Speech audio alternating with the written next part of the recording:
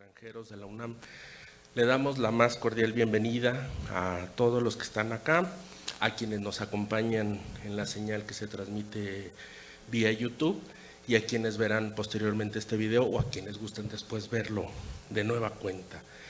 Pues hace un año, días más, días menos, estamos aquí en este mismo auditorio, estaba aquí mismo César, la doctora Gómez Aguado, hablando del cumpleaños número 20 de una novela importantísima en la literatura mexicana contemporánea, El seductor de la patria. Y en aquel entonces, Enrique Serna nos avanzó que estaba trabajando, ya casi salía una novela, y nos dio algunos detalles, que en eso abundarán nuestros presentadores, y desde ahí nos quedamos con la curiosidad, y por ahí surgió el comentario, estaría bueno que la presentaran en el CEPE. Pues estaría bueno, y estaría buenísimo, y de ahí que haya aceptado nuestra invitación y nuevamente esté con nosotros. El día de hoy tenemos, y presento en ese orden, a dos de nuestros colegas que hablarán de este texto.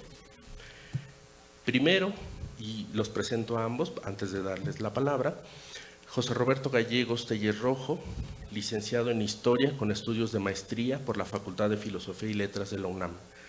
Actualmente trabaja en el Archivo Histórico de la UNAM y es profesor del CEPE desde hace casi 15 años, en los cuales ha destacado por su intensa actividad en este centro, ya sea como profesor de historia, participante en nuestros ciclos de cine, mesas redondas, conferencias, o en los trabajos del Diplomado en Estudios Mexicanos, tanto como maestro como coautor de los tomos 4 y 5 de la serie Estudios Mexicanos. Sus trabajos académicos han girado sobre diversos temas, destacando su catálogo del archivo personal de Martín Luis Guzmán, el libro Discursos de toma de posesión de los rectores de la UNAM, 1910-2014, y el trabajo monumental, porque es un trabajo monumental, del portal digital 90 años de la autonomía de la UNAM. Me permito también presentar a César Cañedo, poeta y profesor, fundador y coordinador del Seminario Interdisciplinario de Estudios Queer en la UNAM. Es doctor en Letras por esta universidad, donde también desarrolla su labor docente. Es académico de tiempo completo en el Departamento de Literatura del Centro de Enseñanza para Extranjeros y profesor en la Facultad de Filosofía y Letras. El año pasado fue distinguido con el Premio Bellas Artes de Poesía Aguascalientes 2019 por su poemario Sigo escondiéndome detrás de mis ojos. También obtuvo el Premio Nacional de Poesía Joven Francisco Cervantes Vidal 2017 con su poemario Loca. Fue becario del FONCA del programa Jóvenes Creadores 2018-2019 en la especialidad de poesía. Ellos dos abrirán con sus comentarios esta charla que sabemos será interesantísima y les damos la más cordial bienvenida también a ellos, el agradecimiento a los tres por estar aquí. Le cedemos la palabra a José Roberto Gallegos. Buenas tardes. En primer lugar, muchísimas gracias por el honor de compartir la mesa con Enrique Serna.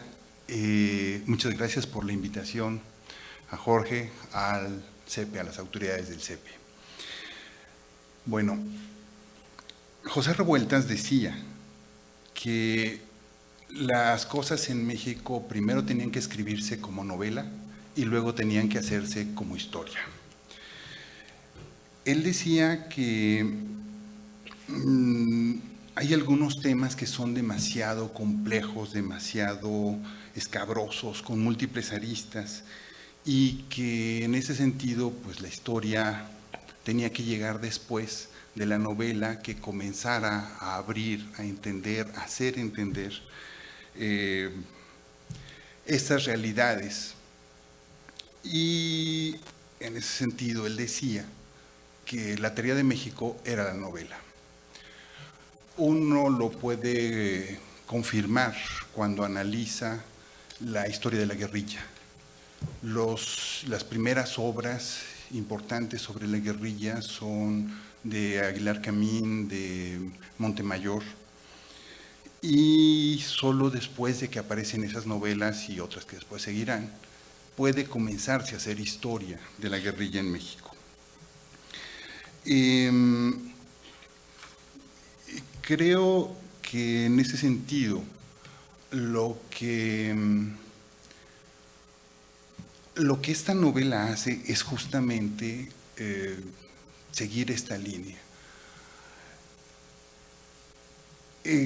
El problema es cómo abordar un tema tan complejo como es el periodismo en México. Complejo por muchas razones. Probablemente la parte menos estudiada de la historia de México sea el periodo entre 1940 y 1970. Sabemos más de los agustinos en el siglo XVI y de los franciscanos en el siglo XVII que del gobierno de Ruiz Cortines.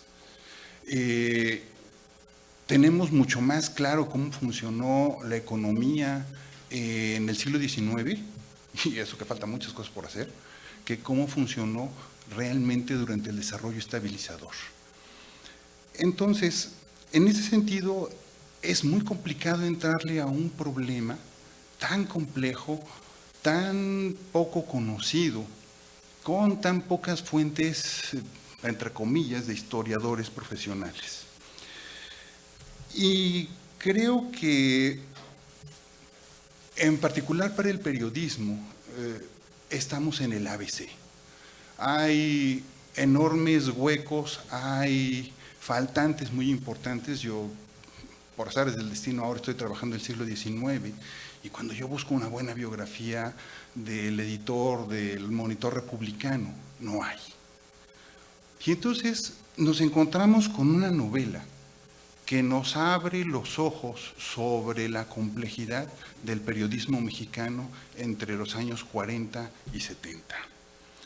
Y de alguna manera es también una revisión y una reflexión sobre una buena parte del siglo XX, de 1920 a 1970, medio siglo, donde nosotros vamos a encontrar muchos de los claroscuros que nos permiten entender este siglo tan complejo. Esta es una novela que se construye en muchos niveles. Primero, entender el México 40-70 es entender primero, como el autor lo dice, cómo viene la generación, que es la generación de la Revolución Mexicana, los que hacen la revolución en los años de los balazos, del 10 al 20, los que construyen el régimen, el padre de Negri, Ramón P. de Negri, y luego como al dejar Ramón P. de Negri el poder y ser de alguna manera marginado, comienza el estrellato, no por la marginación de uno, sino por la carrera de Carlos de Negri, comienza su estrellato. Comienza su estrellato en los años 40 y es el estrellato que va de la mano con una generación que va a llegar al poder en 1946 con Miguel Alemán. Es la generación, bueno, podríamos decir que es la época en la que llega Luis Garrido a la universidad, es la época en la que finalmente el viejo rector revolucionario que era Gustavo Vaz se hace a un lado y entra otra generación. Entonces, en ese sentido, la novela desarrolla la vida de Negri del 40 al 70 con particular fuerza y nos va a dar una visión de cómo se relaciona el periodismo con el poder, de cómo es la vida pública y cómo es la vida privada, o semiprivada y semipública, de los periodistas y de los hombres del poder. Lo que nosotros vamos a ver retratado en realidad, me parece, es la cultura autoritaria de este país. Nosotros vamos a ver cómo se ejerce el poder.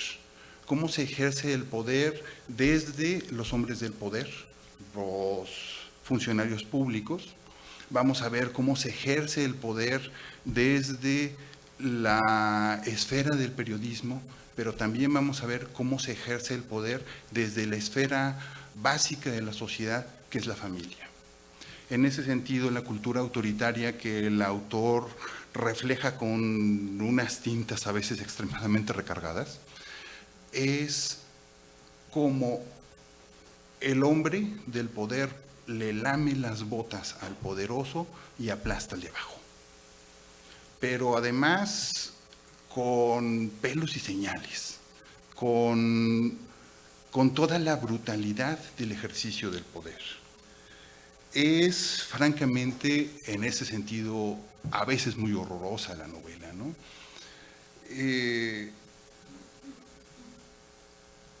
Yo diría que además es una novela que revisa la relación del periodista con los hombres del poder, desde la presidencia de la República, los funcionarios de primer nivel, secretarios de Estado, el jefe del Departamento del Distrito Federal, los oficiales mayores, etcétera, pasando por los gobernadores y llegando incluso hasta los presidentes municipales. Y entonces ve uno a los opositores, ve uno a toda la clase política de distintos niveles, de distintos estratos, y ve al mismo tiempo cómo el periodista incide sobre ellos. Diría que en ese sentido, De Negri es en efecto una de las voces de, entre comillas, los chicos del cambio, los modernizadores, y al mismo tiempo es una novela que construye de una extraordinaria manera la forma como se ejerce este poder. Es el ganar el dinero, pero no solo es ganar dinero, no solo es el chantaje, es la influencia, es el poder, es la impunidad. Y en muchos sentidos, yo diría, es una novela que nos permite entender que le pesca el pulso a una sociedad. Recordaba yo una novela que me encanta, Batallas en el desierto, de José Emilio Pacheco, que refleja la vida vista desde un niño del momento del cambio, que en ese sentido es una novela, en el buen sentido de la palabra, muy inocente, muy nostálgica. Recuerdo siempre con mucho amor Ensayo de un crimen de Rodolfo Usigli, donde se retrata muy bien a la élite política y a la élite social sobre todo. Pero esta es una novela que a partir, yo creo que de la invención de situaciones, documenta y retrata una sociedad completa. Hay matices entre los distintos grupos, entre los distintos sectores de la sociedad, pero es una novela centralmente sobre la corrupción. Es la corrupción de pasar encima de las leyes, es la corrupción del espionaje, es la corrupción del chantaje, del asesinato, de la violación. Es la novela, insisto, de la cultura política. La vida de Negri en ese sentido es una vida de claroscuros, desde, yo recuerdo en efecto, como cita el autor en la novela, haber escuchado a Jacobo Saludowski con frases muy elogiosas sobre el trabajo periodístico de Negri. Y sin embargo, también uno ve la miseria humana que atraviesa, que lleva a De Negri a hacer cosas de una bajeza absolutamente impresionante. Y creo que la salida de Negri del poder entre 69 y 70 tiene que ver justamente con una de las partes que a mí más me encantó de la novela, que es el repaso del 68. No es un repaso del movimiento estudiantil, de las marchas y demás, no. Es un rechazo, es un reflejo, es una construcción de cómo el 68 hace crujir a una sociedad, y en ese crujido de la sociedad, en ese romperse del sistema político, De Negri no tiene más lugar y sale. Y no solo no tiene lugar por sus crisis personales y porque enloquece, sino porque ese viejo periodismo está muriendo. Es una revisión de Excelsior, y entonces cuando uno ve ese Excelsior, uno ve a Scherer llegando al poder y uno no puede dejar de pensar en el Scherer de los años 70, cuando Ibargüengoitia y Rosario Castellanos, que son dos de mis autores favoritos, escribían semanalmente en el Excelsior y construyeron un Excelsior extraordinario. Pero también es una novela que nos hace pensar justo en esta corrupción del periodismo y del poder, en lo que nosotros estamos viviendo en nuestros días, que es la crítica de los medios de comunicación. O sea, no cada página, pero cada tercera página, aparecían en mi mente Carlos Flores de Mola y ¿cómo se llama? Ciro Gómez Leiva y demás. Y entonces uno ve y dice, bueno, sí, las cosas cambian porque no siguen igual, pero finalmente en el fondo hay un abismo de corrupción espeluznante que sigue allí. Y eso finalmente creo, yo no sé si el autor se la planteó así cuando comenzó a escribirla, es una novela de una profunda actualidad.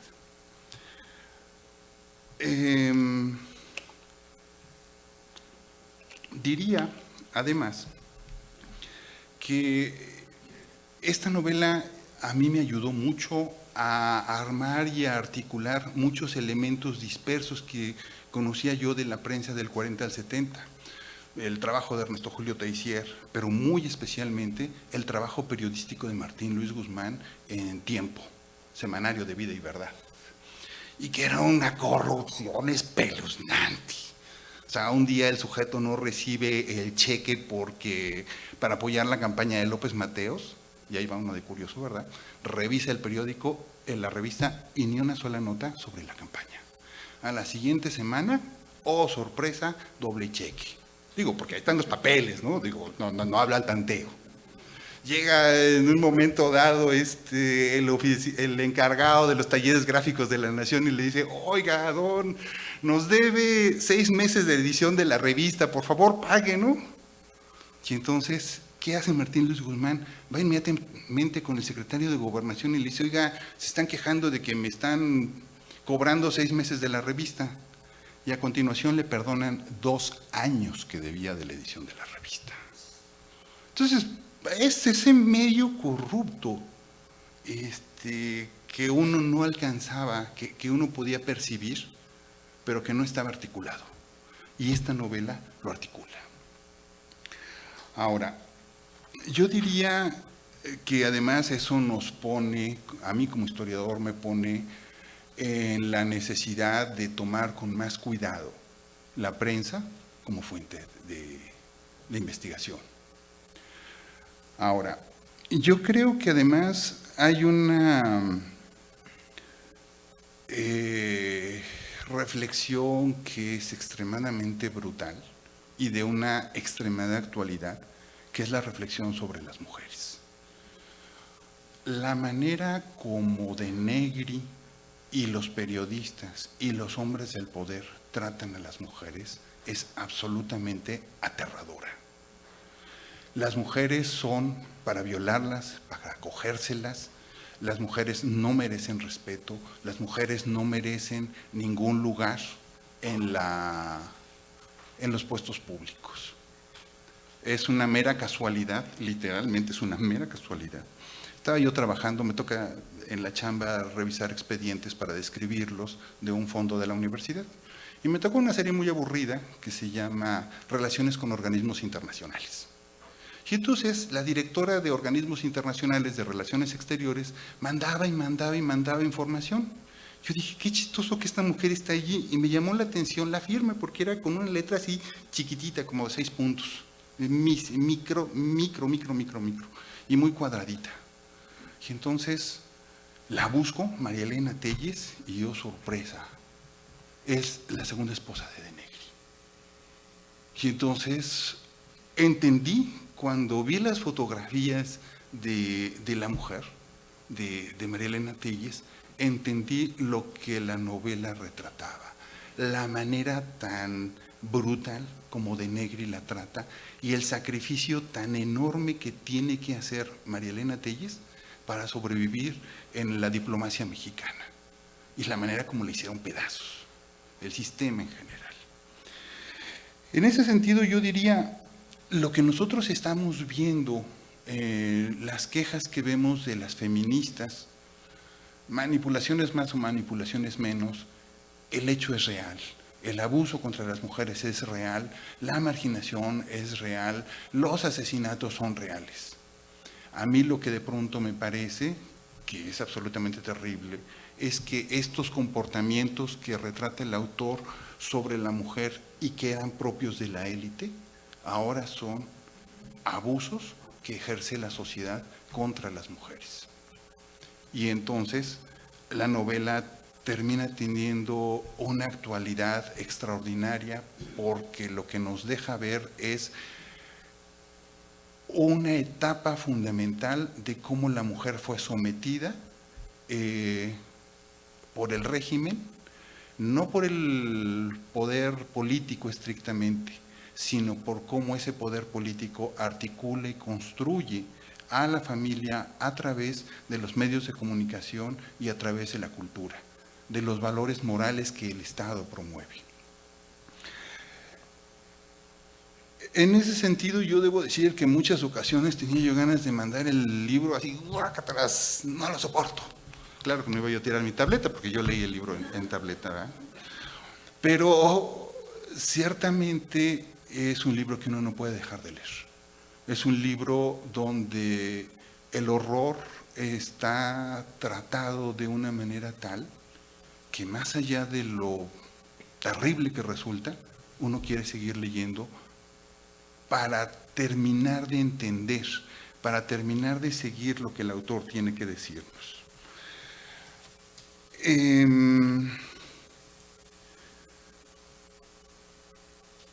Creo que esta novela, como dije hace unos momentos, lo que permite es retratar realmente el espíritu de una época. Retratar, justo en el sentido de lo que decía Revueltas, no los hechos cronológicos, no las verdades, entre comillas, sino el espíritu de una sociedad, el ánimo de una sociedad, el ambiente de un mundo, el mundo del México del 40 al 70, el mundo de las transiciones de la generación que hizo la revolución a la generación de los cachorros de la revolución. Es una novela que nos permite realmente entender a este país. Y es una novela donde esta cultura autoritaria nosotros la podemos ver y la podemos construir en nuestro alrededor, en nuestro mundo, en el resto de nuestra vida cotidiana. Es una novela que a mí francamente me encantó, que disfruté mucho y que como historiador me ayudó notablemente a entender el mundo del 40 al 70. Muchas gracias por la novela.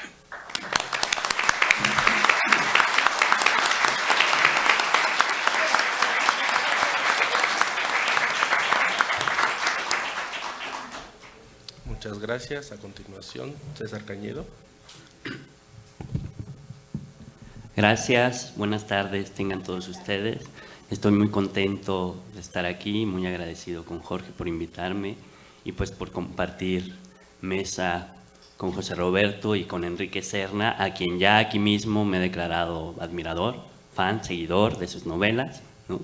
Y que por supuesto mi lectura pues también está sesgada por esa admiración y por ese placer de leer y devorar las novelas de Serna. Me gustaría hablar un poco de mis impresiones de lectura y de cómo la pensé o cómo la he estado pensando. Primero, bueno, Serna, por supuesto, ya con El seductor de la patria nos había situado en una gran novela política y en centrarse en un personaje con ciertas características de machismo, de corrupción, de poder, ¿no? Y ahora tenemos una novela que podemos pensarla entre la novela histórica y la novela política, ¿no? donde están reflejados los usos y los abusos del poder y cómo ese poder también puede ser criminal. En ese sentido, pues también Serna de nuevo lanza advertencias para leer nuestro presente y nuestro futuro político, ¿no? Cómo ese poder político nos dice mucho, por supuesto, de nuestra historia cultural y del terrible machismo en nuestro país, que es otro de los grandes énfasis que mencionó, por supuesto, José Roberto, y que todos nos activa las alertas en cuanto leemos acerca de este personaje. Ahora, la prensa mercenaria ha existido en la historia de nuestra tradición, por supuesto, y en la historia del periodismo está acompañada de esta prensa mercenaria que en el caso de México revienta hacia finales del siglo XIX y que un historiador, Robert Darnton, explica a esta prensa mercenaria como una saturación de la ciudad letrada. Hay muchos letrados y pocas oportunidades.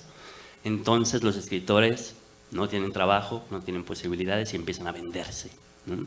Esto a finales del siglo XIX es una constante, es decir, los periodistas se autoclasificaban entre escritores de primera orden y de segunda orden. De segunda orden eran estos escritores o periodistas mercenarios rechazados porque en ese momento el honor y la esfera pública eran lo más importante, es decir, existían pero rebajados a ser considerados como menores, ¿no? Eran criticados y denunciados. Y negociar o traficar con la reputación, con el silencio, con la esfera privada de los personajes también era una constante, al grado de que hubo duelos famosos entre periodistas, pues. Ireneo Paz asesina en duelo periodístico a Santiago Sierra, el hermano de Justo Sierra, ¿no? Tenemos a Adolfo Carrillo, que está haciendo las memorias falsas de Sebastián Lerdo de Tejada, burlándose de Lerdo, ¿no? Considerado como escritor de segunda orden por justamente atacar la reputación y a la moral y a la persona, ¿no? Que eso no se debía hacer entre estos periodistas y en ese código de honor que se va a transformar, por supuesto, y que para los años 50 tenemos, por supuesto, un cambio de régimen político, un cambio de régimen de historicidad, donde esos escritores que eran considerados de segunda orden tienen una oportunidad curiosa, ofensiva, de impunidad máxima, ¿no? Y materializada, por supuesto, en Carlos de Negri, ¿no? Es decir, esto nos podría hablar de un régimen que en ese momento hace ostensible todo su poder, ¿no? En esos años, en los años 50, y en que la impunidad es visible y hasta nos la avientan en la cara, ¿no? Nos la avientan en la cara y no hay... el poder se siente tan seguro y tan blindado que es posible que pueda haber en ese momento un personaje que confluya o configure el prestigio periodístico con la peor artimaña de engañar, de venderse, de ser un corrompido al mismo nivel, ¿no? Que también nos genera estas dudas de qué pasó, cómo es posible que se construya un Carlos de Negri en esa época, ¿no? No hay un solo factor, por supuesto, ¿no? Quizá esta autoridad o impunidad máxima de ese régimen constituido ya como un PRI sólido, dictadura, dicta blanda, dicta todo, ¿no?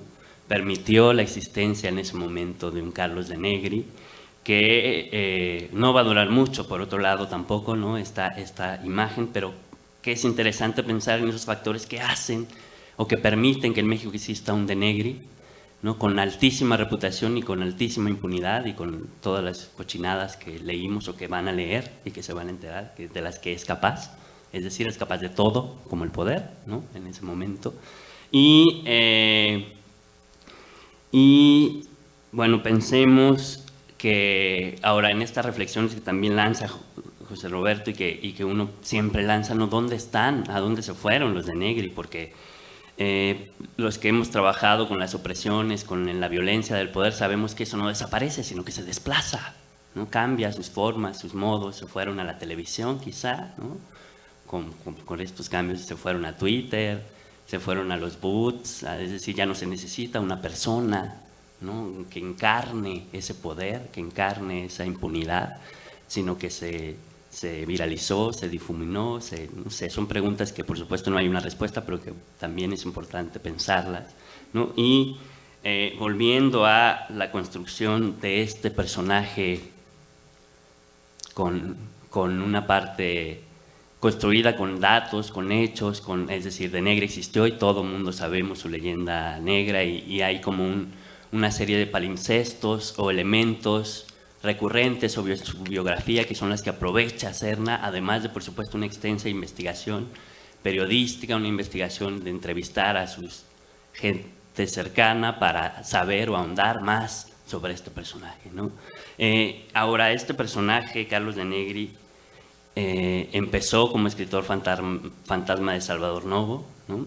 Y quizá también parte de esa impunidad tenga que ver con que era uno más de los cachorros, uno más de los juniors de la revolución, tenía, es decir, educación, sabía 3 lenguas y todo eso también le permite configurarse o acercarse a este poder, que es un poder, por otro lado, también de alto machismo, ¿no? De alta construcción, de cómo construimos la masculinidad en México, que ese es otro de los temas interesantes que podemos pensar en la novela.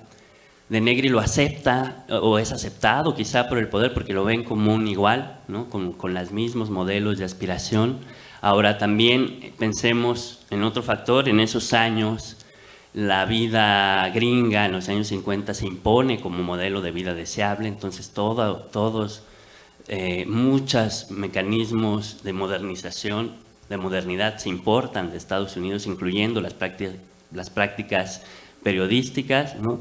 Después, Novo se va a sentir ofendido y atacado por Carlos de Negri y va a escribir una obra de teatro para señalarlo, lo corrupto que es a 8 columnas, y ahí queda claro esta influencia también gringa en ese momento de la práctica periodística, ¿no? Novo dice, pues aquí los gringos venden por palabra todo, ¿no? Nosotros también, tú empezaste a vender todo al personaje que estaba criticando, señalando, y entonces se importa ese modelo también de un periodista exitoso en la esfera pública y al mismo tiempo con un closet bastante torcido y retorcido o con una oscuridad muy fuerte.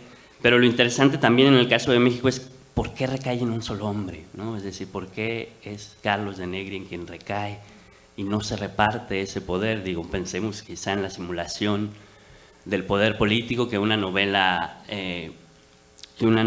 política había denunciado hacía muchos años, ¿no? Como El hombre de la situación, una gran novela de Manuel Paino, que a finales del 19 dice, esto está roto, está podrido por la simulación que tenemos y porque el poder realmente nunca se reparte, ¿no? Y quizá eso hace que de Negri sea el único, pues en nuestro caso, es decir, centralizamos todo, centralizamos también esa fuerza de recaer en un hombre, ese poder del periodismo impune, ¿no? Porque si hay una gran diferencia, una gran distancia, es decir, es la única celebridad periodística con poder en su momento y aprovecha y abusa de ese poder, ¿no? Volviendo al pacto del machismo, en el que los cachorros de la revolución lo ven y lo aceptan como un igual, pensemos en esta admiración o en esta fascinación de estos hombres por tener poder, por tener impunidad. Es decir, Rita Segato, Sayac Valencia han estudiado, feministas importantes, que hay un mandato de masculinidad, hay un deber ser de la masculinidad, construido tradicionalmente como, en nuestro caso, tropicalizado como ser un chingón, ¿no? O hacerla como hombre, que tiene que ver con la impunidad, con la violencia, con tener un chingo de dinero, un chingo de viejas, ¿no? O sea, todo lo que chingón, chingar, por supuesto, también, ¿no? Y lo que no cabe en eso se considera pendejismo o cobardía. Carlos de Negri en la novela va a insistir mucho en la cobardía de los otros a quienes Carlos de Negri no puede entender. Es decir, ¿cómo? Pues, ¿cómo eres pendejo? ¿No? Casi. ¿Por qué no te prestas? Si es lo que todos los hombres deseamos, poder, riqueza, impunidad. Y que, por un lado, Carlos de Negri admira en la novela y odia a estos políticos que la hacen, ¿no? Como Maximino, o como el empresario Jorge Pasquel, que dice, ahí están esos modelos de masculinidad deseada o deseable para mí, ¿no? En la política. Y si pensamos en la esfera política, ese machismo o esa construcción del macho impune, borracho, que aspira políticamente, es decir, una manera de poder tener ese mandato de masculinidad, que es riqueza, éxito, fama, mujeres, en nuestro país se construyen la política. Ahí están, ahí ven esa oportunidad. Es decir, porque por otro lado, pues en un país tan exigente de la blanquitud, quien no es blanco, si no es por cuna, la política es otro, o fue por mucho tiempo, uno de los grandes caminos. El periodismo en Carlos de Negri, ¿no? Que es interesante que en él se materializa ese mandato de masculinidad, ¿no? Y en los políticos es recurrente que estos jóvenes sueñan con ser políticos desde la carrera de Derecho se convierte en una de las más deseadas por la posibilidad de convertirte en este tipo de hombre macho, violento, borracho, abusador, ¿no? Y podemos recordar escenas familiares, traumáticas, tíos, abuelos, papás, cosas así, ¿no? Si estamos formados en esta clase media. Y que ahora ese mandato de masculinidad, por ejemplo, se ha desplazado como aspiración, es decir, como esta aspiración, como este modelo deseable al narcotráfico, por ejemplo, ¿no? Estos hombres necesitan ser exitosos, con dinero, porque su concepción de masculinidad lo supone así, entonces entran al narcotráfico como una posibilidad deseable de alcanzar dinero, éxito, fama. Entonces entendemos la parte de francotirador de Carlos de Negri, ¿no? Como decir, esta es la manera de hacerla en México, ¿no? Lo cual es peligroso si lo pensamos como un modelo deseable, como un modelo que otros hombres también desean tener o poseer o alcanzar, y que eso es muy vigente, ¿no? En nuestra sociedad. Estos modelos donde ser un chingón es igual a ser un Carlos de Negri, que es horrible, ¿no? Y que es horrible, que nos habla de otro tema entrelazado con este machismo, por supuesto, que es la complicidad, ¿no? Rita Segato apunta que si estos hombres existen es porque todos los hombres somos cómplices del silencio. Ese es uno de los silencios que compra de Negri, el del machismo, ¿no? Es decir, todos los demás aceptamos que eso está bien, y que quienes no violan, y que quienes no matan, y quienes no roban cuando tienen un puesto es por cobardes, porque no se atrevieron a ser tan hombres, ¿no? Pero tienen todos esa posibilidad, o tenemos todos esa posibilidad desde un chip machista. Entonces la complicidad es espantosa, ¿no? Y la herencia y la transmisión de esos valores. En la crítica que hace Novo, digo, Novo no es una blanca palomita para nada, ¿no? O sea, Novo se está chingando a Carlos de Negri porque de Negri se lo chingó antes, entonces se venga. Pero ahí queda claro cómo es un mandato de complicidad entre estos hombres, que uno le enseña al otro, le dice, pues vas a tener que renunciar a tu honor, a quedar bien, aquí tienes que ser un culero para sobrevivir, ¿no? Al mundo periodístico. Entonces estos se están enseñando, se están aportando entre hombres. Lo vemos en la novela cuando de Negri está constantemente vejando mujeres y es difícil que alguien lo detenga, ¿no? Es decir, hay una complicidad terrible, atroz en nuestra sociedad de este machismo, cómo está construido en función de que, es decir, se sustenta sistemáticamente, de acuerdo con Rita Segato, porque somos cómplices de él, ¿no? Nos quedamos viendo y no hacemos nada, ¿no? Entonces esa impunidad del hombre, del macho, es la impunidad del político en este momento de la vida pública, ¿no? Es la impunidad superlativa, es la impunidad total. Pareciera que otro de los mandatos de masculinidad en nuestra sociedad es aspirar a esa impunidad, aspirar a hacer cosas sin consecuencias, ¿no? Que estuviéramos construidos así, como tener esa hombría que se impune ante todo, ¿no? Lo cual es grave y que nos alarma y que tendríamos que pensarlo y repensarlo, por supuesto, en Carlos de Negri, ¿no? El personaje, voy a tomar agua porque ya se me secó la voz de tanta impunidad. No soy tan impune.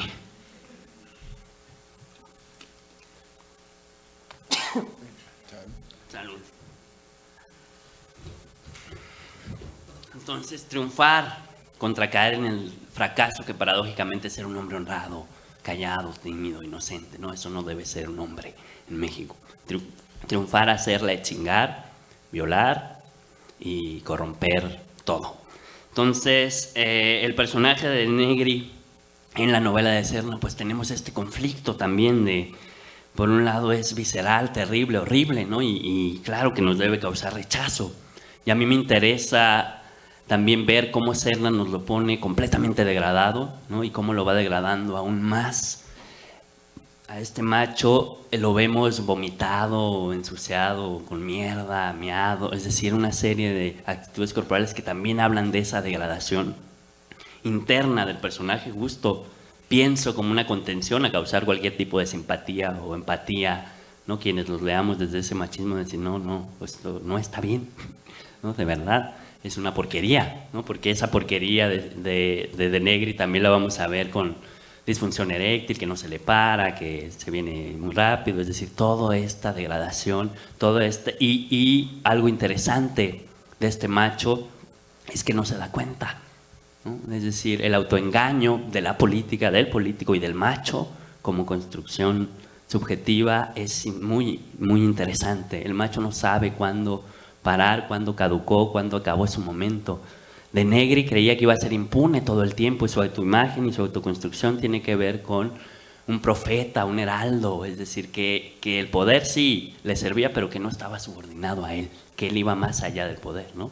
Cuando hay otra manera de verlo en la misma novela, como un ventríloco, ¿no? Los Jorge Piñón Sandoval, Julio Scherer lo ven nada más como un pinche ventríloco, con un muñeco que habla y le da voz a ese poder impune, asesino, pero sin independencia. Y Carlos de Negri comete este pecado de concebirse imprescindible pese a cualquier vaivén, cambio, alternancia, que es parte de este machismo de decir, pues a huevo que puedo, ¿no? Si puedo echarme un palo, si puedo hacer todo, si no estoy tan grande, estoy en mi cúspide de mi carrera, ¿no? Entonces, este hombre que por un lado sí trabajaba y dominaba el periodismo, por otro lado es este hombre completamente corrompido, y que lo vamos a ver además en esta crisis, por supuesto, ¿no? Con otro de los elementos interesantes de la novela, que son los discursos dentro del discurso narrativo, ¿no? Por ejemplo, vemos la intimidad de Carlos de Negri en la charla íntima, en una charla íntima, es decir, todas encaminadas a una serie de confesiones, ¿no? La charla íntima con Jorge Piñón Sandoval, donde pues se desnuda porque es su igual opuesto, ¿no? Él encarna los valores que de Negri no puede entender.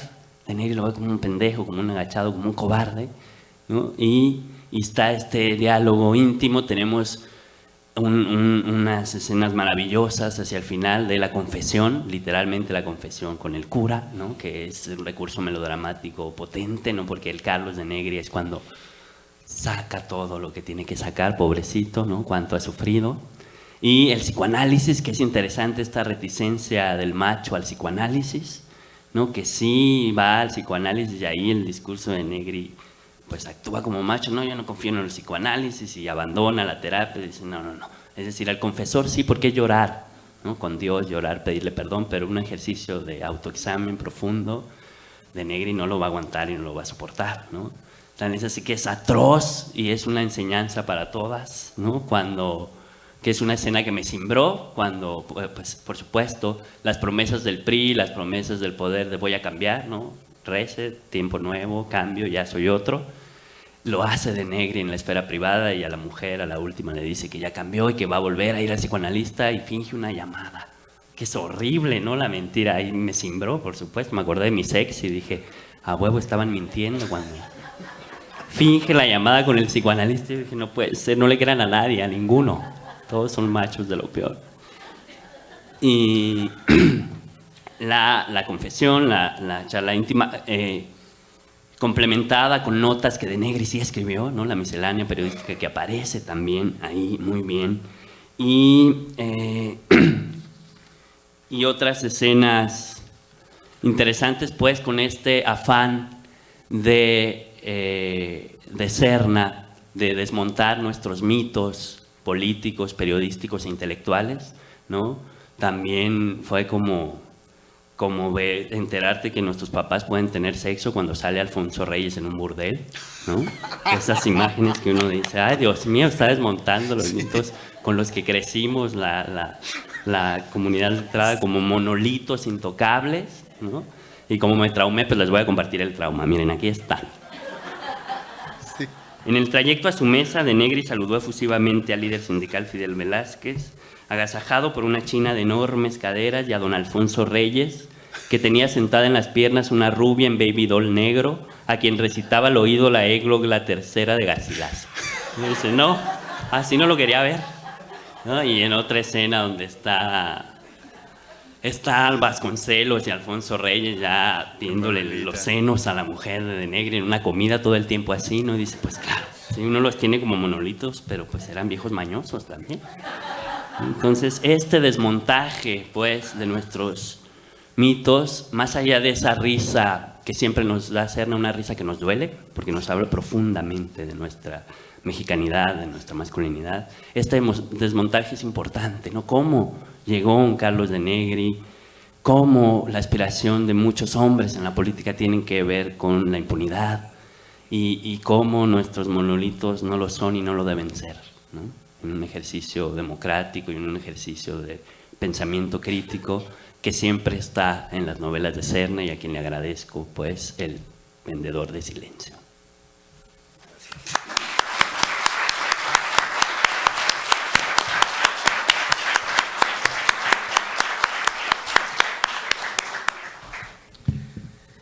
Yo estoy muy agradecido con estos admirados y queridos colegas, amigos, por estas lecturas tan agudas, por estas confesiones, por estos momentos en los que se cimbró César, por esta relación amor-odio que despertó José Roberto con la novela, pero que justamente nos dan algo de lo que hace más o menos un mes, el 23 de enero de este año, en una entrevista que le hizo la Gaceta Enrique Serna, decía el propio autor: la literatura debe, como sucede con El vendedor de silencio, mostrar el lado oscuro de la condición humana.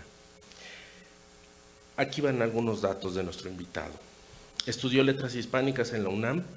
Antes de poder dedicarse de lleno a las letras, fue publicista de cine, argumentista de telenovelas y biógrafo de ídolos populares.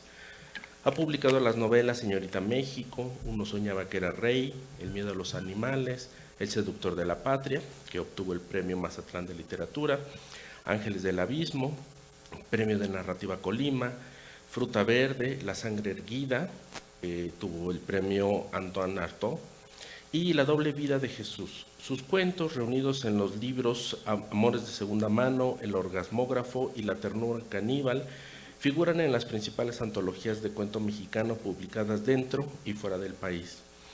En 2003, Gabriel García Márquez lo incluyó en una antología de sus cuentistas mexicanos favoritos, publicada por la revista Cambio. Como ensayista, Serna ha publicado 3 libros que dialogan con su obra narrativa y la complementan: Las caricaturas me hacen llorar, Giros negros y Genealogía de la soberbia intelectual. Algunas de sus obras han sido traducidas al francés, al italiano, al portugués y otros idiomas. Además, colabora en distintos medios electrónicos e impresos. Este comercial lo reitero para quienes no lo escucharon hace un año y porque es muy importante también en esta labor, justamente que han destacado los colegas, en esta labor crítica. Existen 3 libros sobre la obra de Enrique Serna, libros colectivos. Uno que se titula La crueldad cautivadora, narrativa de Enrique Serna, publicado por la Universidad Autónoma de Baja California Sur en 2016. El otro, Seducciones y polémicas, lecturas críticas sobre la obra de Enrique Serna, este título publicado por la Universidad Veracruzana en 2017, y ambos están disponibles en el sitio de Enrique Serna, enriqueserna.com.mx, para poderse revisar. Además, también en este año de 2017 apareció el título La sonrisa afilada, Enrique Serna ante la crítica, de la Dirección de Literatura de la UNAM. De nueva cuenta, le agradezco muchísimo a nuestros invitados que dan realce a la presencia de nuestro invitado del día de hoy. Enrique, muchas gracias. ¿Qué tal? Buenas tardes ya.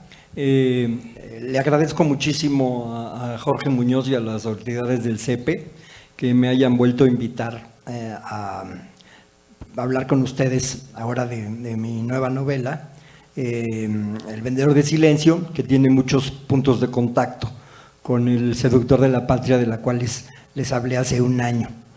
Y estoy muy emocionado por las lecturas tan profundas de mi obra que han hecho José Roberto Gallegos y César Cañedo.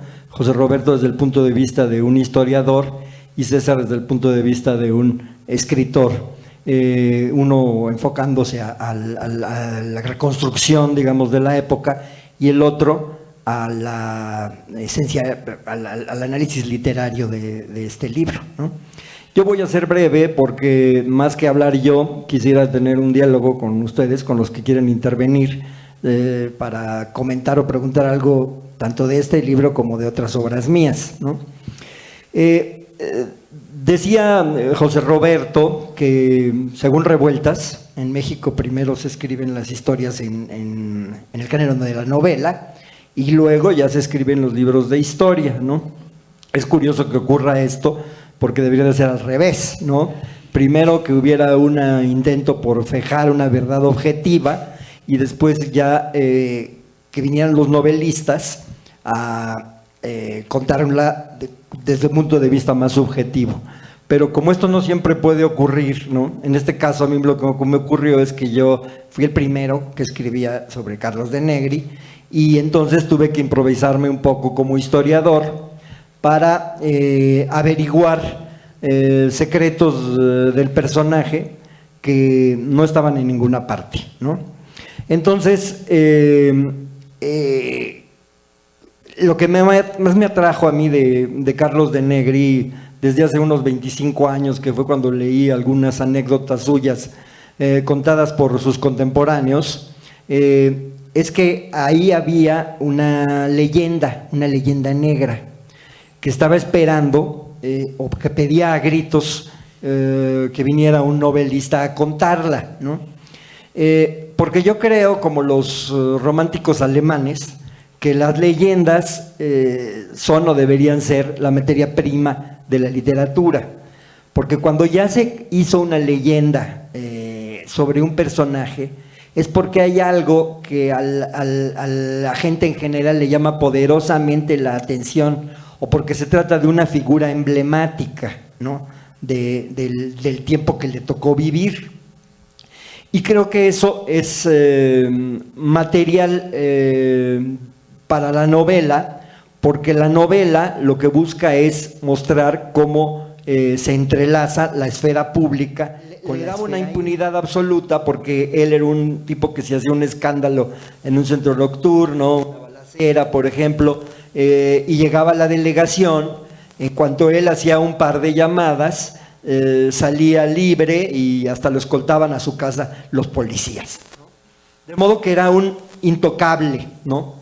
Y esta característica suya fue la que lo llevó a cometer más atrocidades con sus parejas, ¿no? Al grado de que, como yo cuento en la novela, ¿no?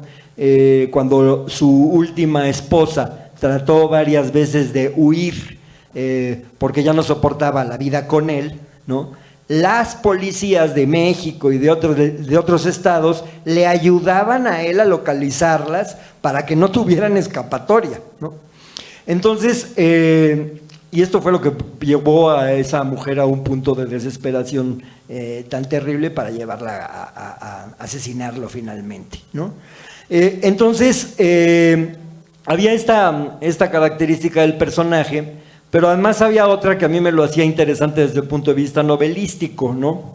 Como bien decía aquí César, en mi novela hay otros dos personajes cortados con la misma tijera, que son Maximino Ávila Camacho, el hermano del presidente Ávila Camacho, que fue gobernador de Puebla, que fue un señor de hombre y cuchillo, que secuestraba mujeres para tenerlas prácticamente prisioneras, que tuvo cerca de 34 hijos con diferentes esposas y concubinas, ¿sí? Y otro es Jorge Pasquel, que fue el zar del contrabando en tiempos de Miguel Alemán, que era un hombre como tan rico como lo sería en la actualidad Carlos Slim, ¿no? Y que tenía el mismo comportamiento con muchas de sus mujeres, ¿no? Él amenazaba a cualquiera que veía con una buena mujer de que ya me gustó tu esposa y te la voy a robar, así que ándate con cuidado, ¿no? Entonces, estos eran personajes a los que De Negri admiraba y que él trataba de comportarse más o menos igual. Pero la diferencia es que tanto Maximino como Jorge Pasquel eran hombres abstemios, ¿sí? Que ejercían el poder con una absoluta firmeza y un gran autocontrol, mientras que De Negri era un alcohólico, ¿sí? O sea, había una fisura en su personalidad que lo arrastraba hacia el despeñadero con más fuerza que la ambición. Pero paradójicamente esto lo humaniza, ¿no? Lo humaniza porque es un hombre con grietas en el alma y en la conciencia, ¿sí? Que lo van arrastrando irremisiblemente hacia el fracaso y hacia la tragedia en la que termina su vida, ¿no? Entonces, bueno, por todas estas características del personaje, a mí me parecía muy interesante contar su vida. Claro que para hacerlo tuve que hacer una reconstrucción de época lo más detallada posible.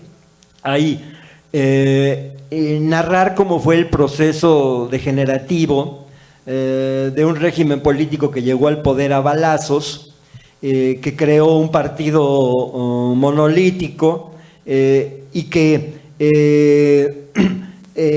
ya en tiempos de Carlos de Negri estaba empezando a resquebrajarse, ¿no?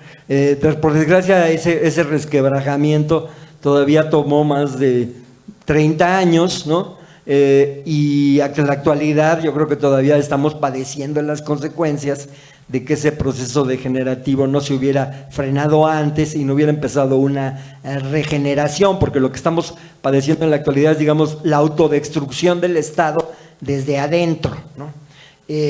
Y detenerla y revertirla puede que vaya a costar, sea un trabajo de varias generaciones, ¿no? Paradójicamente en esta época, que como dice José Roberto, es poco estudiada, la época del desarrollo estabilizador que hubo entre los 40 y los 70, porque parecía que las cosas marchaban bien en el país. Había altos índices de crecimiento económico, había una relativa movilidad social, tener una carrera universitaria en aquel tiempo garantizaba llegar a la clase media por lo menos, ¿no? Y eso ha llevado a que mucha gente recuerde esas épocas con cierta nostalgia, ¿no? Pero este aparente proceso se llevó a costa, por ejemplo, de crear un sistema de justicia absolutamente aberrante, ¿no? En donde el influyentismo podía fácilmente sacar a criminales de la cárcel, ¿no? Y esto es algo que hemos seguido arrastrando hasta nuestros días, ¿no? Entonces, a mí me interesaba pues, ver hasta cierto punto cuál fue la gestación, ¿no? de ese horror en el que estamos viviendo en la actualidad. A De Negri, por ejemplo, en los primeros capítulos de la novela le toca ir a Sinaloa, cuando era gobernador de Sinaloa, el Sánchez Celis, ¿sí? Que es un personaje que ahora ha vuelto a cobrar cierta actualidad por la serie de Narcos México, porque Félix Gallardo fue su guardaespaldas, ¿no? Y desde entonces empezó esa complicidad entre narcotráfico y poder político, porque él empezó a ser uno de los zares de la droga en esa región y más tarde en el resto del país. De Negri era íntimo de esta escoria política mexicana, ¿sí? Y los solapaba, los defendía a través de sus columnas, ¿sí? Y bueno, aquí se puede ver ese vínculo, ¿no? con la realidad mexicana contemporánea, ¿no?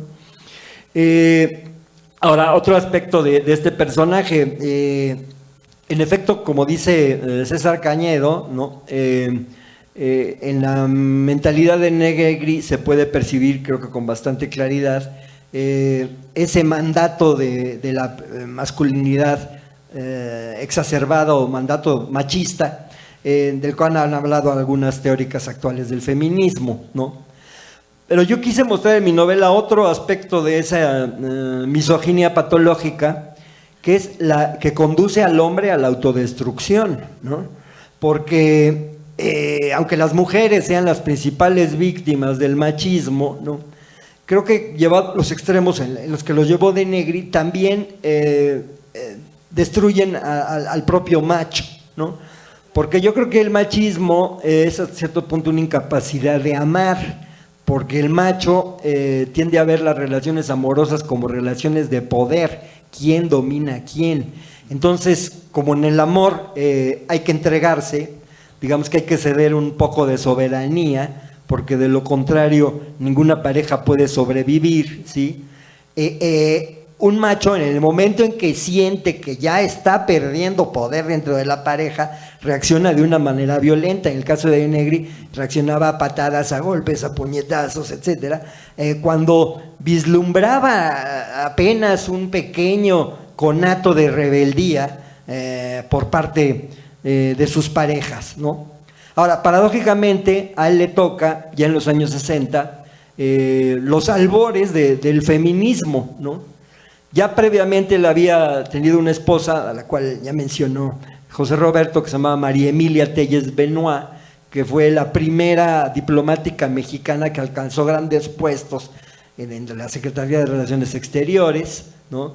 Llegó a ser, creo que oficial mayor, fue su puesto más alto, y que era una mujer inteligente, culta, con una carrera profesional, a la cual se acerca De Negri paradójicamente porque él se quejaba de que ya estaba harto de mujeres asnas, ¿no?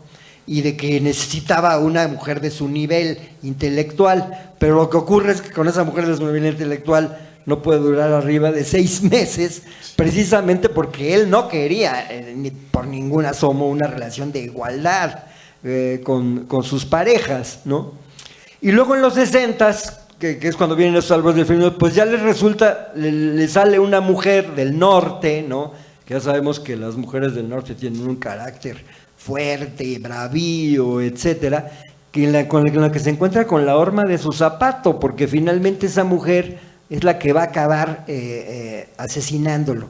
De modo que esto para mí redondeaba una parábola, ¿sí? Una parábola que pues me maravillaba que hubiera existido este personaje, ¿no?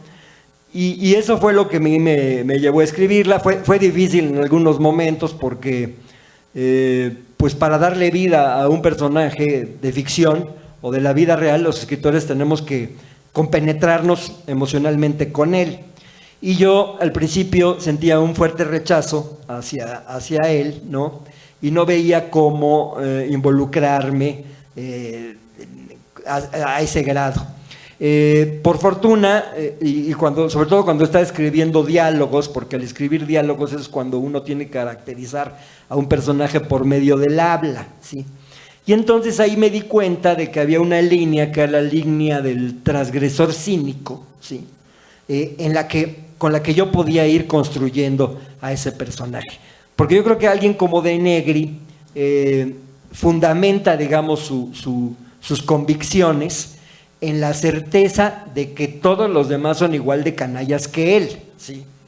Y eso le da fuerza, le da fuerza para seguirse imponiendo a los demás. Él cree que los aparentes gestos de nobleza y demás, de gente como Piñó Sandoval, de Julio Scherer, a quien le toca ser su verdugo finalmente, ¿no? Son hipocresías, ¿sí? Es gente que se quiere dar baños de pureza, pero que en el fondo es igual ambiciosa que él, ¿no? Y entonces a través de esa línea ya me pude ir metiendo yo un poco más en el alma de este protagonista, que es un alma muy, muy negra, muy turbia, y narrar su proceso degenerativo, ¿sí? Que viene pues prácticamente desde la infancia, desde los primeros atisbos que él tiene de que su padre, que era un político hasta cierto punto idealista, cuando era un revolucionario, ¿sí? Entra paulatinamente dentro del juego de la corrupción, ¿no? Y esto, como acaba de decir Gabriel Said en un estupendo ensayo que recién publicó, que se llama El poder corrompe, ¿no? Dice ahí Said que ¿cómo reacciona, se pregunta, el hijo de un policía o de un funcionario al descubrir que su padre es corrupto, ¿no? Y bueno, y él dice que nunca lo va a condenar, ¿no?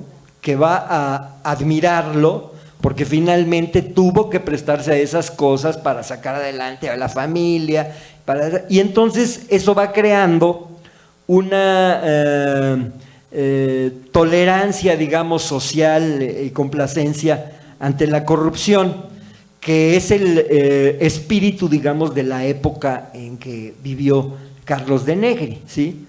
Y a mí me asombraba que la gente lo considerara una celebridad admirable, ¿sí? A pesar de conocer también todos sus escándalos, porque eran escándalos que ocurrían en público muchas veces, ¿no? Entonces, ¿por qué ocurre esto? ¿Sí? Porque hay una aceptación social de la corrupción, y ese creo que es el cáncer de la vida pública mexicana que más nos está perjudicando, ¿sí? Y creo que no ha desaparecido, porque apenas el sexenio pasado pues tuvimos un gobierno muy similar, por ejemplo, al del alemanismo, ¿no? De una rapiña desaforada, ¿no? Y hubo una base social que fue la que eligió presidente a Peña Nieto, ¿no? De modo que esto es algo que sigue ahí, está ahí latente, aunque ahora parezca que tenemos un gobierno que ya está en las antípodas y que va a llegar a fondo para erradicar esta complicidad, esta cultura de la impunidad y de la admiración del corrupto, ¿no? Ojalá que esto ocurra, ¿no? Pero creo que lo que se puede hacer desde el campo de la literatura para combatirlo es mostrar de qué manera esto va envileciendo las relaciones íntimas y las relaciones públicas de los seres humanos, ¿no? Y esta fue la intención que yo tuve con esta novela. Muchas gracias.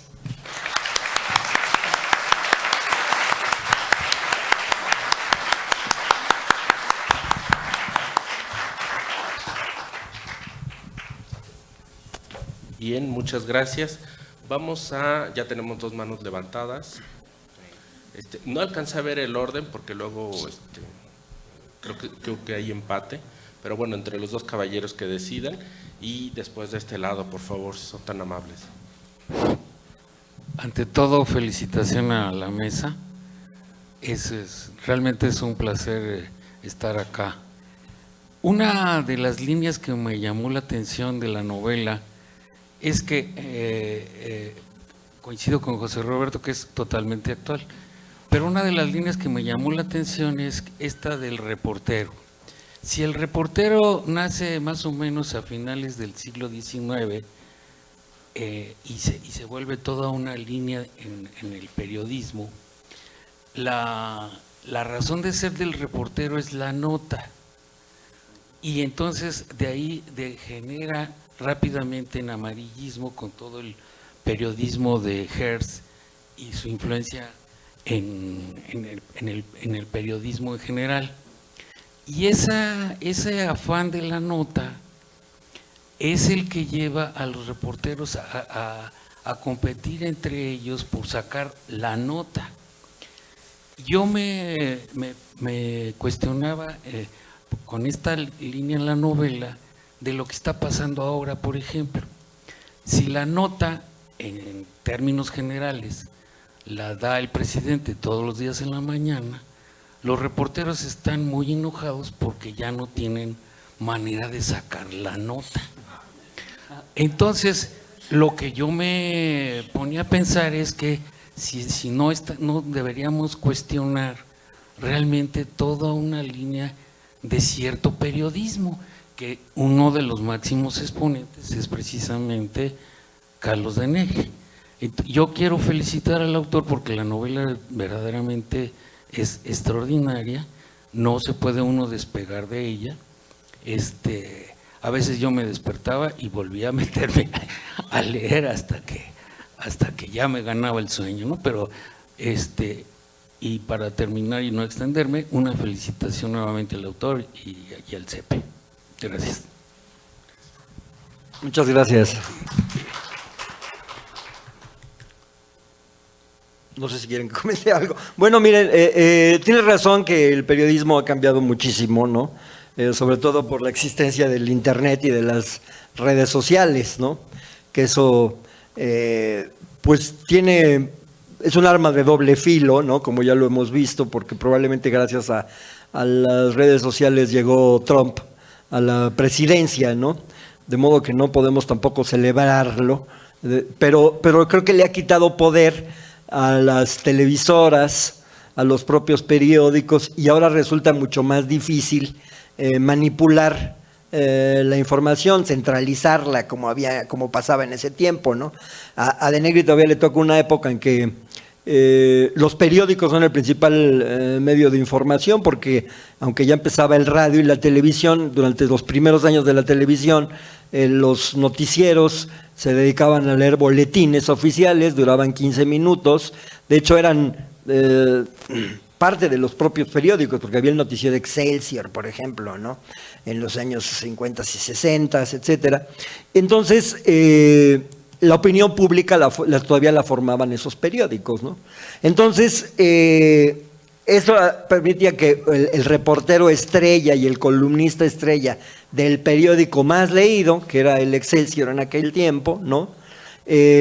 Tuviera una enorme influencia y un enorme poder, que más tarde se transfirió al del conductor de noticieros más influyente, que fue Jacobo Zabludovsky, un personaje que también es importante dentro de la novela, porque él sentía, y eso me lo dijo a mí directamente, que De Negri le había pasado la estafeta, ¿no? Al regalarle una máquina de escribir en un viaje que hicieron a Washington para cubrir la visita de Estado de López Mateos a John F. Kennedy, ¿no? Entonces, es ese momento justamente donde esto ya se pasa a la televisión, es algo de lo que le duele, digamos, un poco a De Negri ya en esa época de su vida, que él empieza a sentirse que es un periodista de la vieja guardia, porque no es tan bueno en televisión como el propio Jacobo, ¿no? Que logró imponer un periodismo distinto, ¿no? Igualmente sometido al poder político y económico, pero con una imagen pública de un hombre decente y circunspecto, etcétera, etcétera. Ya no aquel golfo atrabiliario que empezaba a darle pena, ¿no? a la propia oligarquía mexicana, porque era impresentable, ¿no? Entonces, ese es el momento. Ahora, ¿cómo va a ser esto en el futuro? Pues no sé, yo creo que programas de los De Negris de la actualidad ya estén troleando, ¿no? En las granjas de bots o organizan esas granjas, etcétera, ¿no? Seguramente por ahí es donde se va a meter este periodismo mercenario, aunque obviamente sigue existiendo entre los columnistas políticos, entre los conductores de noticieros, etcétera. Probablemente es algo que nunca va a desaparecer del todo, ¿no? Por favor. Muchas felicidades por la novela, es encantadora si cabe esa palabra. Hay un personaje que yo creo que es la maldición de De Negri, que es su hija. Yo creo que De Negri, sin darse cuenta, paga sus culpas con tener una hija y esa hija. Esa es una interpretación. Pero además, en la vida real, esa hija me parece que es la que le da a usted muchísimo contexto del personaje, y me interesaría, no quiero que me detalle, cómo fue esto y cómo le permitió esta relación con la hija de De Negri que usted tomara esa distancia necesaria entre sufrir y gozar un personaje que está en sus manos. Bueno, Pilar De Negri, yo la escribí, la localicé por el Facebook, y un año después de que yo le había escrito, me respondió, ¿no? De que sí estaba dispuesta a hablar del asunto. Y entonces tuve una sola entrevista con ella, que duró como 2 o 3 horas, en un café, y en ella, pues ella me contó varios secretos importantes de familia, ¿no? Empezando por el de su gestación, ¿no? Y otro muy importante, el de el origen probable de la misoginia patológica de Negri, ¿no? Que tiene que ver con un trauma de la infancia, que no voy a revelar aquí para los que no conozcan la novela, ¿no? Porque es una, digamos, as bajo la manga que yo me guardé para los capítulos finales, ¿no? Y entonces, claro, eso me dio muchísima más claridad para entender cómo había sido el personaje. Pilar, interesada por conocer sus orígenes, ¿sí? Se dedicó durante muchos años a hablar con amigos de su padre que le contaban cómo era, ¿no? Y esos amigos fueron los que le contaron muchas cosas, incluyendo ese secreto de lo que había pasado en su infancia. Ella no le tocó un centavo de la fortuna paterna, porque cuando Erlinda mató a De Negri, se quedaron toda la fortuna su mamá y el hermano, y Bernabé Jurado, el famoso abogánster, que era compadre de Negri, y que también se llevó una buena tajada, de modo que esta pobre niña se quedó sin un quinto, más tarde la adoptaron, y creo que es un prodigio de equilibrio, porque logró hacer una carrera profesional. Ella fue un tiempo directora del Museo del Papalote, por ejemplo, ¿no? Y ha sido funcionaria, y pues creo que eso tiene mucha valía, haberse repuesto de una infancia tan tortuosa, porque hay mucha gente a que esto le puede destruir la vida, ¿no? Ella fue de la primera que llegó a ver al padre tirado en el suelo con un balazo, ¿no? Entonces aparece en las fotografías de Nota Roja que yo consulté cuando estaba empezando mi investigación, en varias de ellas ella está, en fin, ¿no? Entonces, bueno, pues fue un testimonio importantísimo para mí, ¿no? Y lo que dices, pues es muy cierto, hay algo de justicia poética en esto, ¿no? De Negri la engendra cuando llega un día borracho a su casa, la mujer no lo acepta en la alcoba, y entonces a él se le hace fácil abusar de la sirvienta, ¿no? Y más adelante el fruto de ese abuso es quien va a contarle a un novelista para que él pueda contar la historia de una manera más completa, ¿no? Como es gracias a ese testimonio. ¿De aquel lado teníamos alguna participación? Por favor, Laura. Sí, gracias, felicidades por este libro. Es la quinta reimpresión la que yo estoy leyendo, ¿no? Y apenas en agosto salió la primera impresión. Es impresionante, ¿no? Cómo ha tenido éxito. Yo todavía no termino de leerlo, que bueno, gracias que no están de spoilers aquí arruinándonos las sorpresas. Y un poco en el tenor del último comentario sobre la hija de Negri, somos las mujeres las que más leemos novela, somos más mujeres aquí en el auditorio. Ahora, por ejemplo, tienes a 3 comentadores, hombres, en el foro. No me encanta, aunque son mis amigos todos y los quiero mucho. No me encanta no tener la voz, por ejemplo, de Alejandra, ¿no? Hablándonos a todos sobre cómo te estamos leyendo las mujeres. ¿A ti te interesa? Por supuesto que sí, muchísimo, y en particular que lean esta novela, ¿no? Me parece importante porque creo que en ella yo comparto el punto de vista feminista, ¿no?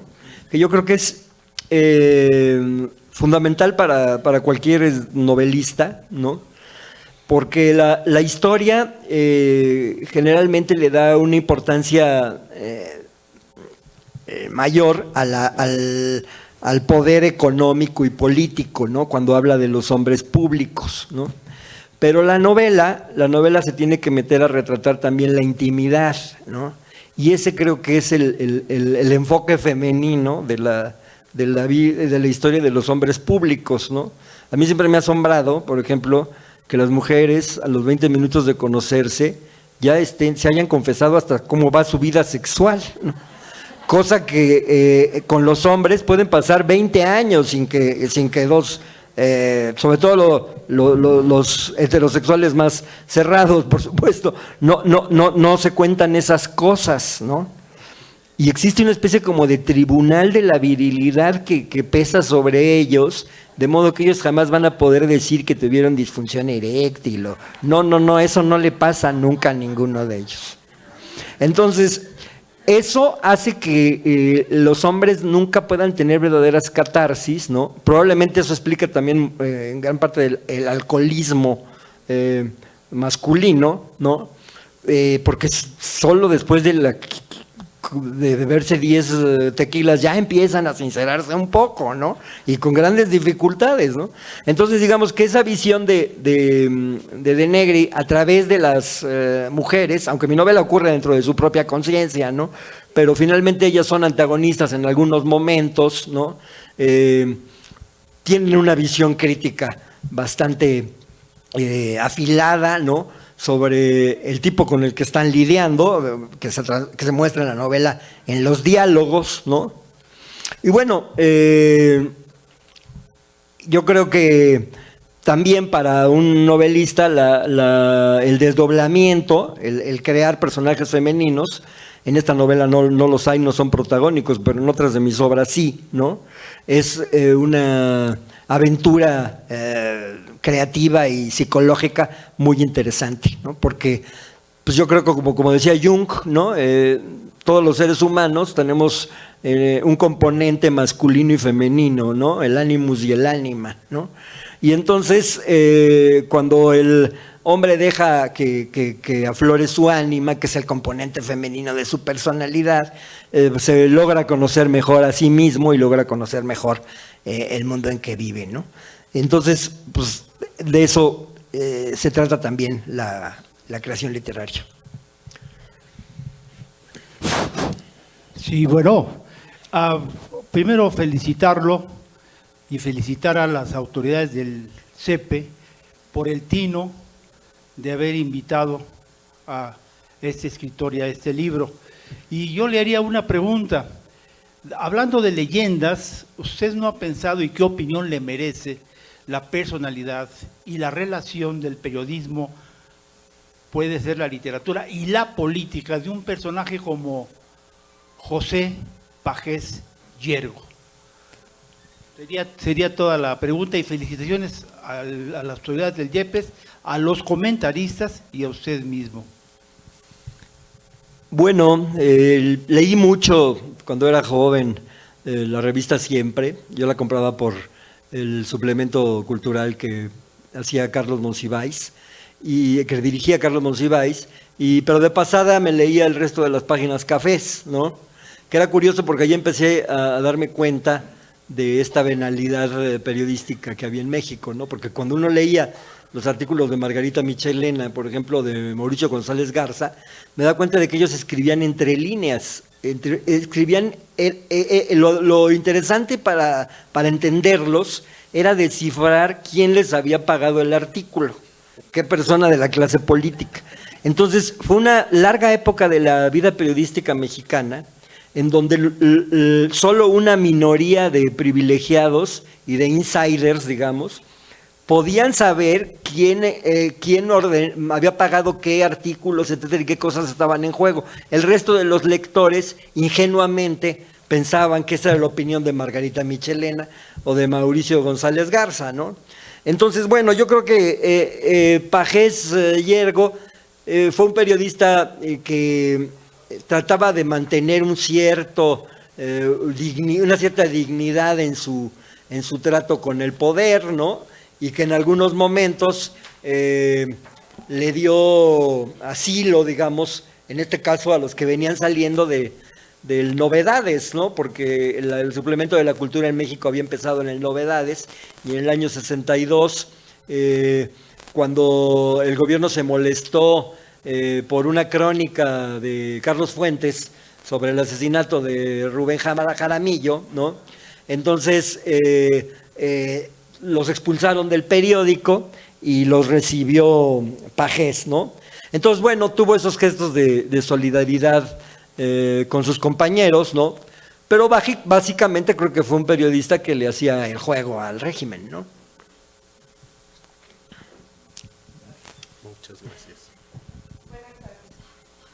A mí me gustó su novela pero en lo que llevo leído, la verdad que el personaje se me hace un hombre muy triste. Y hay dos aspectos que a mí me hace sentir que no ha cambiado nada en México, y este sufrimiento de este hombre, el que tenía que diario estar con sus demonios, y ahorita que usted está diciendo que cómo tenía que meterse en la conciencia del personaje, ¿cómo termina un escritor al finalizar de escribir este libro? ¿Cómo termina usted? Porque hace un año que lo vimos aquí, usted hablaba de Santa Ana, y hoy, un año después, habla de Carlos de Negri. ¿Cómo termina usted? Gracias. Bueno, creo que para escribir estas dos novelas, ¿no? Yo emprendí una investigación de la maldad, ¿no? De cómo se origina, digamos, en el alma de un ser humano, ¿no? Pero tenía además que sentirla en carne propia, ¿no?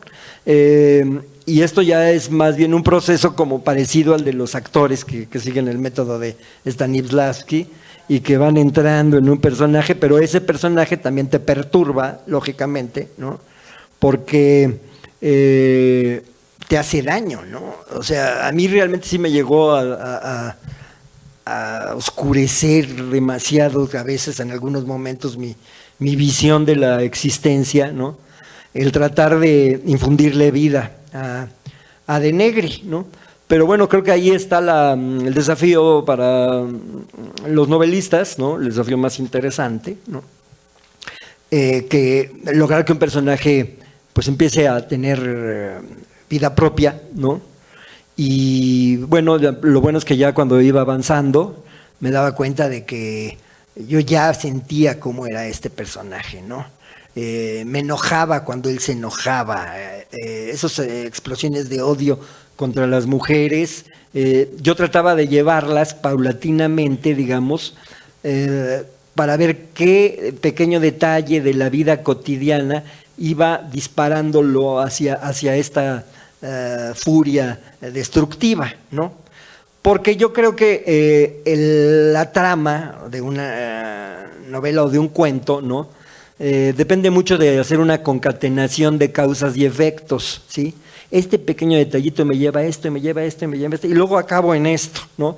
Entonces, esa fue, digamos, para mí el trabajo más difícil para escribir este libro.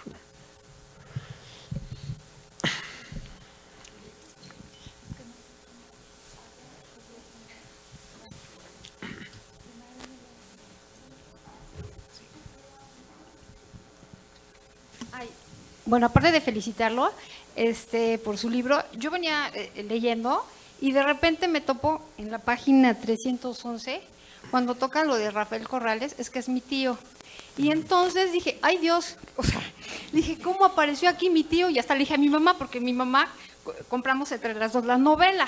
Y entonces dije, ay, la verdad sí me da curiosidad cuando habla de Septiembre, cuando hace la broma, le hace la broma de Nigris, dije, ¿y cómo supo? O sea, ¿cómo supo que le hizo la broma? O sea, y entonces, o sea, la verdad, y dije, ay, mi tío salió aquí, dije, ya no sé si decir o mejor no decir, ¿verdad? Pero entonces dije, pues, sí tenía curiosidad, porque él era jefe de prensa de Ruiz Cortines, entonces, y yo muchas cosas, pues también yo sé muchas cosas, pues por la familia y porque yo comía con él todos los miércoles y entonces nos contaba muchas cosas. Lástima que salió el libro antes que él falleciera, porque si no, ahorita me daría mucha curiosidad para platicar de lo de Nigris. Pero bueno, entonces pues, esa es mi curiosidad, aparte de felicitarlo. Y que mi mamá también le manda muchas felicitaciones, hermana de mi tío. Gracias. Bueno, nada más te menciono la enorme diferencia que hay entre la historia y la novela histórica, ¿no? La historia dice así fue, y la novela histórica dice así pudo ser, ¿no? Entonces, como yo sabía que Rafael Corrales había sido jefe de prensa en esa época, ¿no? Entonces, ¿cómo trataba un jefe de prensa a los periodistas consentidos del régimen en aquella época? Pues a partir de ahí uno hace sus conjeturas, ¿no? En cuanto a las figuras públicas que aparecen en la novela, etcétera, yo me basé en las denuncias periodísticas que existen sobre ellos, ¿no? O sea, muchos políticos importantes, relevantes de aquella época, ¿no?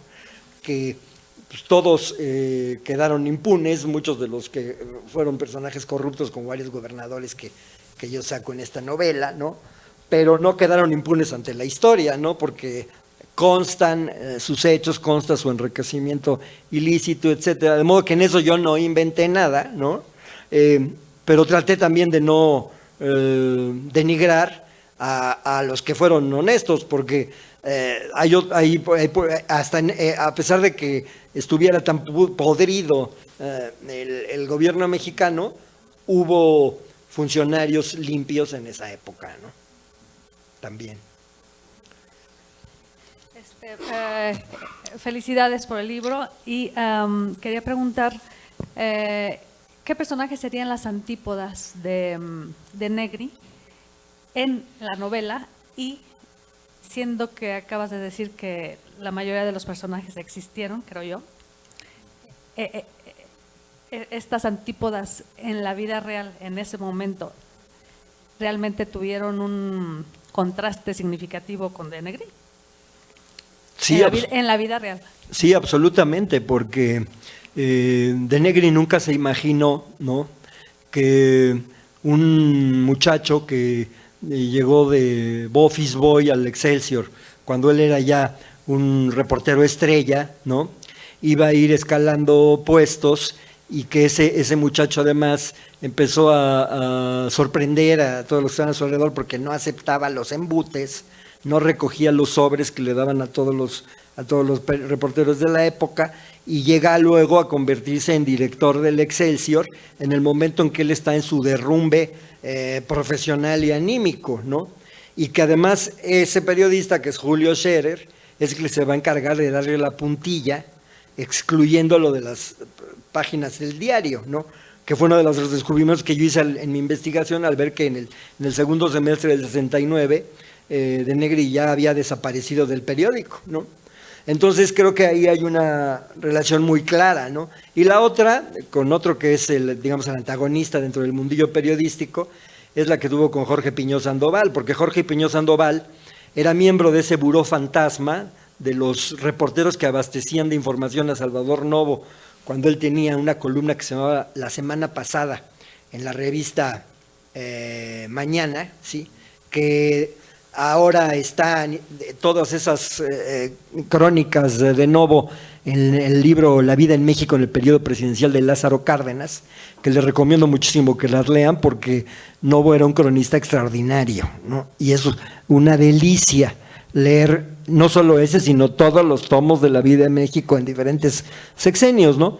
Entonces, ahí se conocen ellos, ya se conocían desde que eran más chavitos, ¿no? Y luego empiezan a seguir trayectorias divergentes, porque Piñó Sandoval fue un periodista insólito para su época, que en el sexenio de Miguel Alemán publicó la revista Presente, que era una revista que denunció todas las corruptelas de los miembros del gabinete de Miguel Alemán, con fotografías de las mansiones que se estaban construyendo desde el segundo año del sexenio, y que solo no duró ni un año, porque primero les fueron a destrozar la imprenta y luego él se tuvo que exiliar de México, ¿no? Los ahorcaron por el suministro de papel y tuvo que cerrar la revista, pero ahí quedó, ¿no? Y es, digamos, un antecedente del proceso, ¿no? La diferencia es que a Piñó Sandoval lo aplastaron, y a Scherer no se dejó amordazar, porque cuando lo sacaron del Excelsior fundó el Proceso, etcétera, etcétera, y él, digamos, que fue el que abrió la puerta para que hubiera más libertad de expresión en el periodismo mexicano, ¿no? Bien, muchas gracias. Y ya por último, siendo tan prolífico escritor, puedes mencionar entre cuentos, ensayos, novela, a ti, ¿cuáles más te simpatizan ya una vez vistos hacia atrás? ¿De mis libros? Los libros, sí. Esa sí es una pregunta difícil, porque a todos los quiero igual.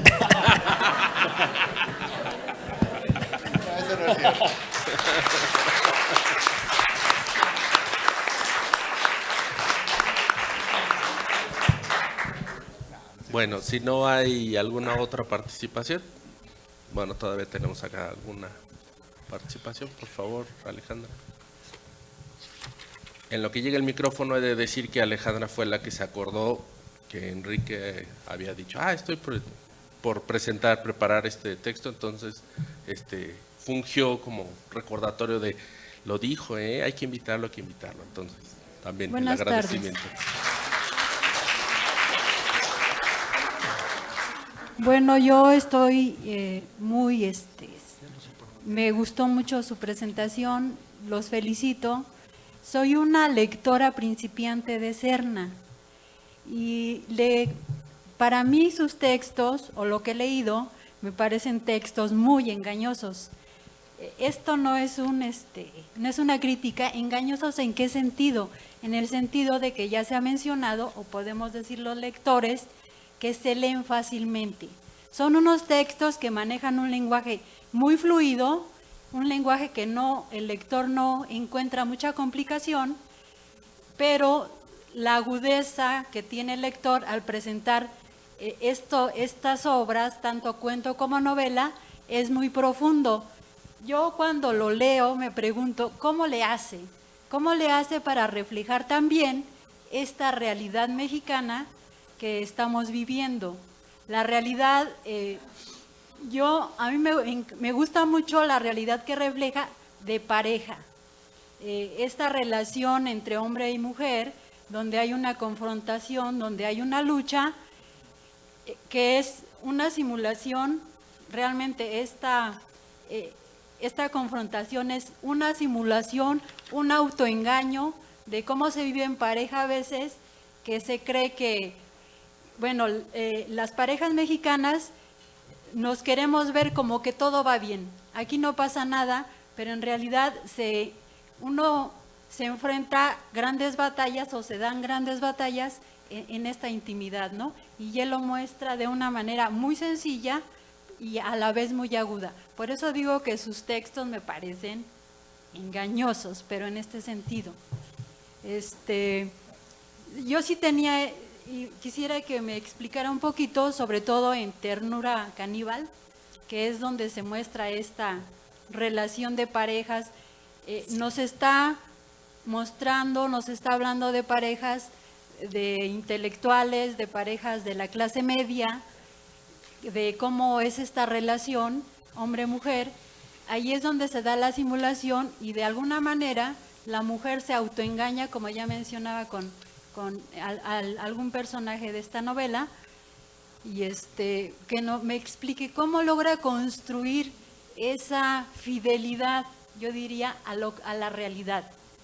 Ese lenguaje, su lenguaje que utiliza es un lenguaje tan ad hoc a lo que somos.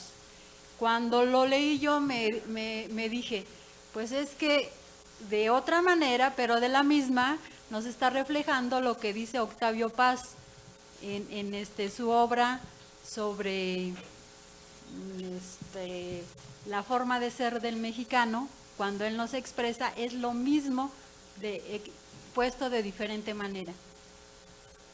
Yo le doy las gracias por la presentación o la explicación sobre su obra. Aún no la leo, pero quedé encantada. Muchas gracias.